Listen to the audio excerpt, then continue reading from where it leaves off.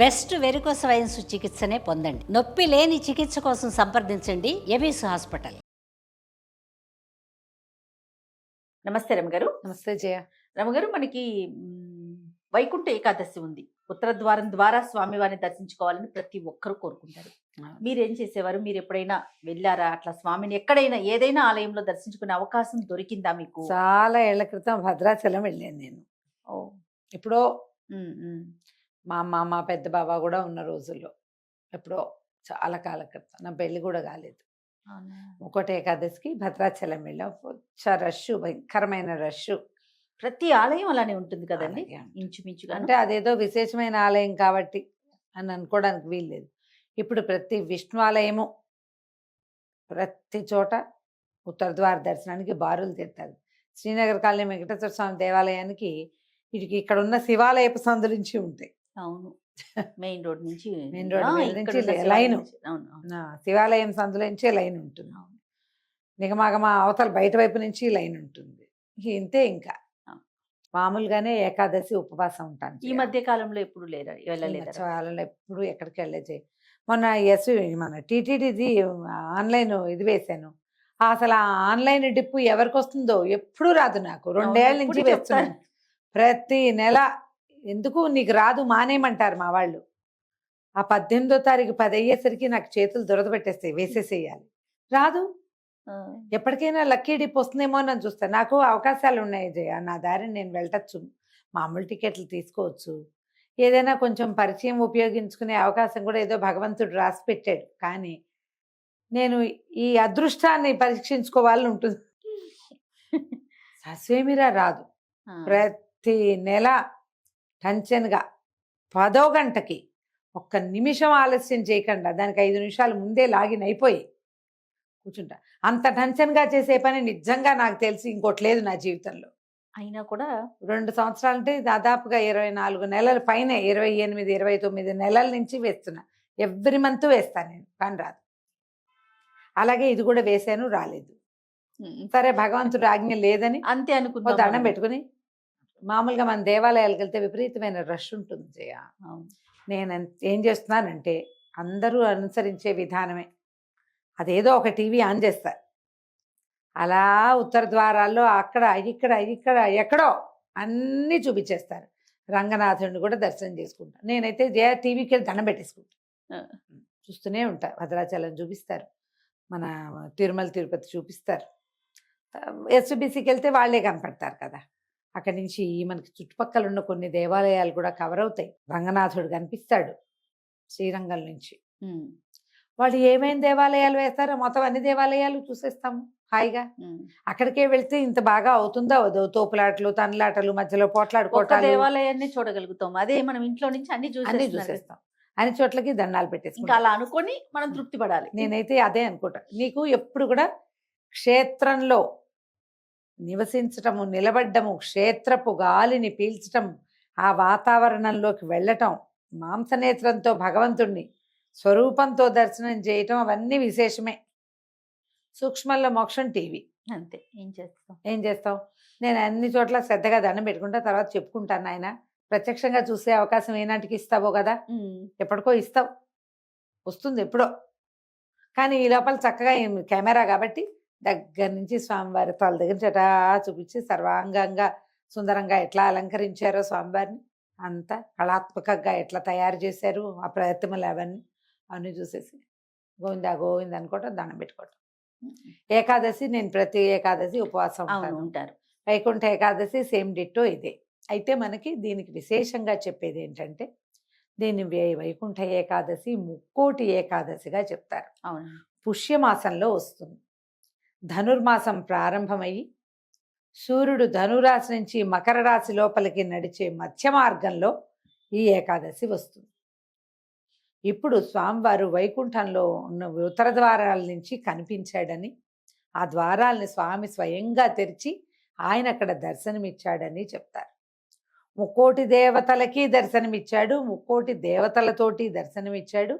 ఈనాడు ఆ దర్శనం చేస్తే 30 సార్లు దర్శనం చేసినటువంటి ఫలితం లభిస్తుంది. 3 కోట్ల ఏకాదశులు ఫలిస్తాయి మనకి. ఇన్ని విధాలుగా చెప్తారు. అసలు ఏకాదశి కథే వింతైన కథ. మురాసురుడనే ఒక రాక్షస సంహారానికి భగవంతుడైనటువంటి జగన్నియామకుడైన మహావిష్ణువు ప్రయత్నం చేస్తున్నప్పుడు వాడు చాలా వరాలు ఎక్కువగా ఉండటం వల్ల సులువుగా సంహరింపబడల.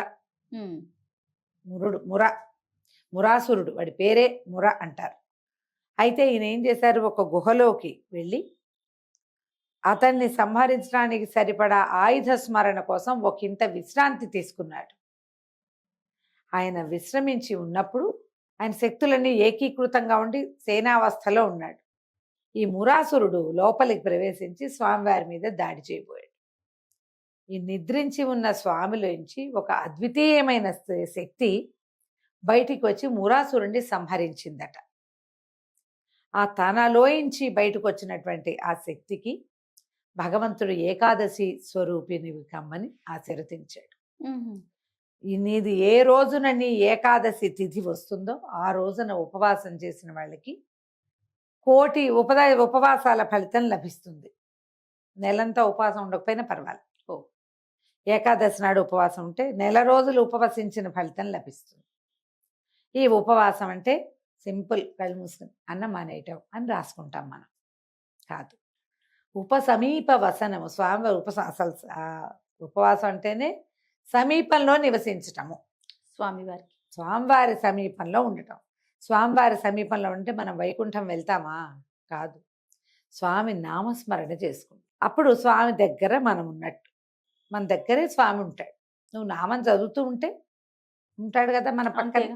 అట్లా నామ సంకీర్తనతోటి ఉపవాసం చేయాలి.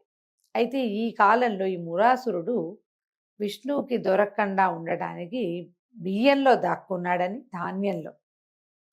అందుకని ఈ రోజున ధాన్యం తినకుండా ఉండాలని ఒక నియమం ఏర్పరిచారు. ధాన్యం అంటే వరి బియ్యం. బియ్యాన్ని వండితే అన్నం అవుతుంది. అందుకని అన్నం తినద్దు, తద్భిన్నం ఏదైనా తినాలి. అన్నం తింటే ఒంటికి కొంచెం మత్తు, విశ్రాంతి కావాలనిపించడం అవి వస్తాయి. జాగ్రత్తావస్థ తక్కువ ఉంటుంది. ఈ ఏకాదశి నాడు ఉపవాసం పేరుతోటి నిరాహారంగా ఉండటం ఎంత ముఖ్యమో, జాగరణ పేరుతోటి తెల్లవారులు నిద్రపోకుండా ఉండటం అంత ముఖ్యం. అన్నం తింటే నిద్ర వస్తుంది, అన్నం తినకపోతే నిద్ర రాదు. నిద్రని జయించటానికి, ఆ మందకొడితనాన్ని పోగొట్టుకోవటానికి అన్న విసర్జన అవసరము. జాగారం చేయగలుగుతాం. ఇప్పుడు అట్లా మనకి నెలలో 24 ఏకాదశులు ఉన్నాయి. నెలకి 2, ప్రతి మాసానికి 2 ఏకాదశులు. ఈ 24 ఏకాదశుల్లో అత్యంత ముఖ్యమైనవి చెప్పబడే 4-5 కూడా ముక్కోట ఏకాదశి ఇంకా ముఖ్యమైనది. అవునండి. అన్నీ చేయలేకపోయినా ఈ ఒకటైనా చేయండి అంటారు. ఈ ఏకాదశి నాడు భోజనం చేయరాదు.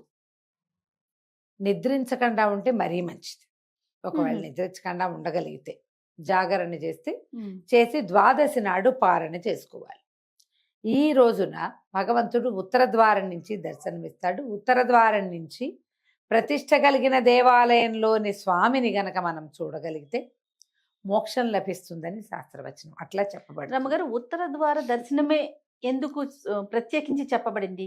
ఎందుకంటే ఆ రోజున, ఈ ముక్కోటి ఏకాదశి రోజున స్వామివారు వైకుంఠంలోని ఉత్తర ద్వారం నుంచి దర్శనమిచ్చారు. 4 ద్వారాలు ఉంటాయి వైకుంఠానికి. ఆ ఉత్తర ద్వారం నుంచి ఆయన కనిపించాడు. అప్పుడు ప్రజలంతా తరించారు. 2 రాక్షసుల కోసం ఆ ప్రత్యేక ద్వారాన్ని ఆయన తెరిచాడని చెప్తారు ఒక కథ. అది ప్రఖ్యాతమైన గాథ కాదు, కానీ ఈ వాక్యాలే చెప్తారు. అదేలేండి. అందుకని ఈ ఉత్తరం వైపు నుంచి గనక మనం దర్శనం చేస్తే మోక్షం లభిస్తుంది, వైకుంఠ ప్రవేశానికి అవకాశం లభిస్తుంది మనకి. అంటే దీని ప్రకారం ఒక్కొక్క ద్వారానికి ఒక్కొక్క ప్రత్యేకత ఉన్నాయి అవన్నీ. తూర్పు వాకిలి తెరుచుకుంటుంది మామూలుగా తెరుచుకునేది తూర్పు వాకిలి, ఎప్పుడు రాకపోకలు సాగేది.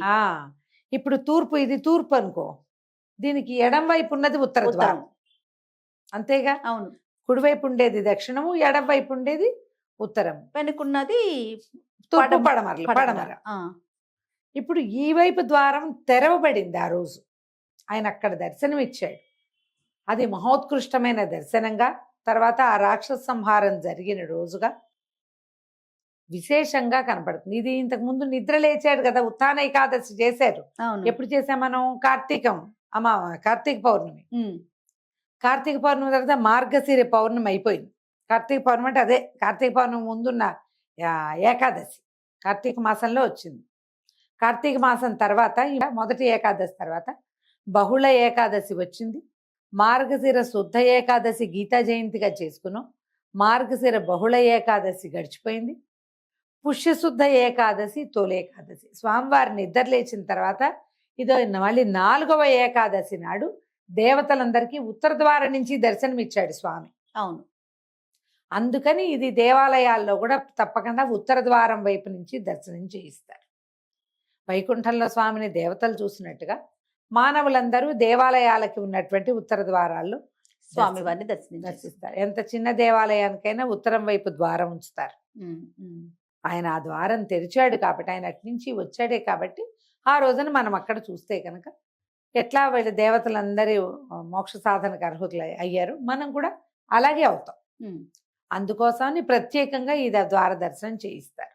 ముక్కోట ఏకాదశి నాడు సమీపంలో ఏ దేవాలయంలో అయినా మీరు ఉత్తర ద్వార దర్శనం చేయవచ్చు. ఉపవాసం ఉండి ద్వాదశి నాడు పారణ చేసుకుని విశేషంగా దానాధికాలు చేసి ఎవరైనా వైష్ణవుడికో బ్రాహ్మణుడికో సాటి వాళ్ళు ఎవరికైనాను భోజనం పెట్టి మనం కూడా భోజనం చేస్తే ద్వాదశి పారణ చేస్తే విశేషమైన ఫలితం లభిస్తుంది. లేదా ఎవరికైనా మనం మోయనిస్తాం అంటే మన పొత్తర్లు ఇస్తారు కొన్ని చోట్ల కదా, స్వయం పాకం ఇస్తాం. స్వయం పాకము దక్షిణ తాంబూలాదులు వస్త్రాలతో పాటు బ్రాహ్మణులు ఎవరికైనా స్వయం పాకం ఇచ్చి భోజనం చేస్తే మంచిది.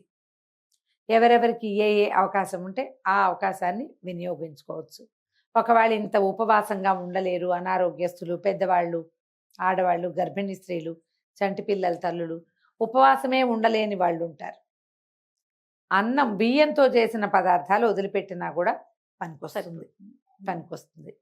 ఇలాంటి ప్రత్యేకమైన పర్వదినాల్లో ఇతరులతోటి దుర్భాషలాడడము, గట్టిగా ఏదైనా మాట్లాడడము, పోట్లాటకి దిగటము, గొడవలకి దిగటము లాంటివి చెయ్యొద్దు. సాధ్యమైనంత విష్ణునామ సంకీర్తన చేసుకోండి.